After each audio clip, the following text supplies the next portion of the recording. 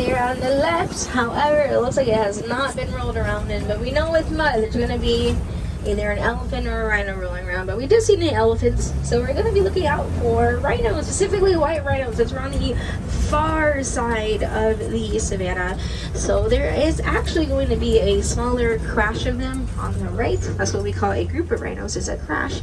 Looks like there's a baby. I don't know which baby it is, but we're gonna go see who's sleeping. Now before we get there, if you look on the left, you'll see some cheetahs at the bottom left. There's 3 of them. These are the triplets. They're kind of sleeping around the tree. Now for the cheetah, again, fastest land animal in the world. They can run from 0 to 80 miles an hour in 3 seconds or less, which is very, very fast. They can only hold that speed for about 20 to 30 seconds. All right, which baby are we looking at? This looks to be... This is Milo. Milo is the middle child. He's baby 2 out of 3. Ranger is probably back there. Ranger is the oldest baby. He's 2. His mom and his aunt are covering him.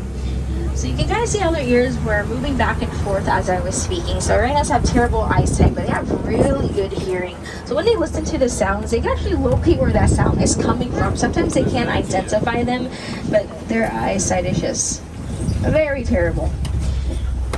So now we're going to go up to this copy, which is a large fish and rocks found on the savannah. It's typically bigger animals bigger than home because it is so high up. They can overlook the whole entire savannah. And we're going to look at some lions because I seen the male sleeping there. I see his mane. Oh, I see it too. Oh, his head's on the other side. Let's see if we can get a better view of him. Oh, he's sleeping good. Too good. Let's see, the girls with him. Yeah, he snuggled up to one of the girls. Actually, both of the girls. So for lions, they are nocturnal. They sleep for about 20 hours in the daytime. At night when they wake up, the male is going to stay behind on the copy to protect the pride and the cubs. The females are the ones that will go out and do all the hunting. Oh, someone's leg is up. That's her sister. Yeah.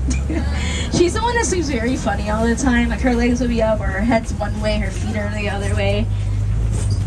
She's sleeping right next to her sister. I think that's the oldest one. Look at that leg. It's like a dog. That's not a dog. I'm from Simba. Oh, I'm sorry. Now we're going to go on the back side there. I did see 2 female ostriches. You might see 3, but I just seen 2. So these are going to be female ostriches. They have gray feathers. The males will have dark black feathers. And the ostrich is the largest and heaviest bird in the world. So females like this go up to 200 pounds and the males are 300 pounds. So since they are very large and heavy, they can't fly. They can't get off the ground to do so. But they have very, very long legs, which means they can run pretty fast and they can run up to 40 miles an hour. There have been some ostriches that go up to 45 miles. If they push themselves, if they're chasing something they really want to see, they can go up to 45 miles.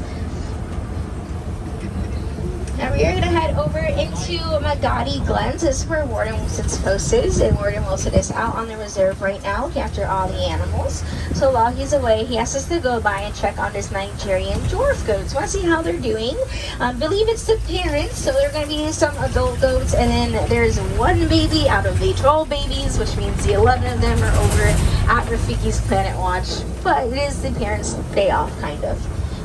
You see there, that is Mom right on top of the truck. We got Mom back there giving herself scratches. See how she's running around the fence there? She's done rubbing herself. That's funny. There's actually one inside the truck. You guys having a good day? And there's one of the babies. She's the one, like the Oreo colored. Now, although they are small, make a really big impact here at Harambe Village and for other groups around the world. We don't rely on bigger animals such as cattle because they take up way too much space. Because of Nigerian dwarf goats, they take the least amount of space. And they also produce a milk that is super sweet and full of nutrients. So it's really good for us, and we're grateful to have them here on the reserve.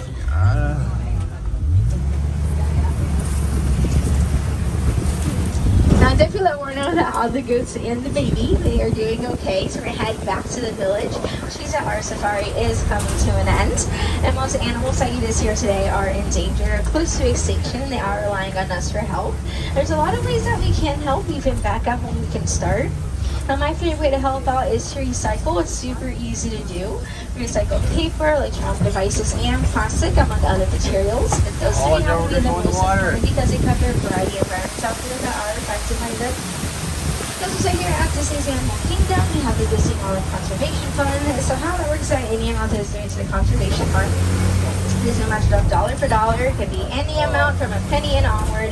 At the end of the year, the Conservation Fund will actually make those donations go towards animals all around the world, projects and organizations, which is pretty cool. But we made it back into the village. It looks like Gordon is calling us in, which means that we have to say goodbye. And I don't like to say goodbye. It is far too sad to say. So I have to say Kwaherini. It means to go well and safely.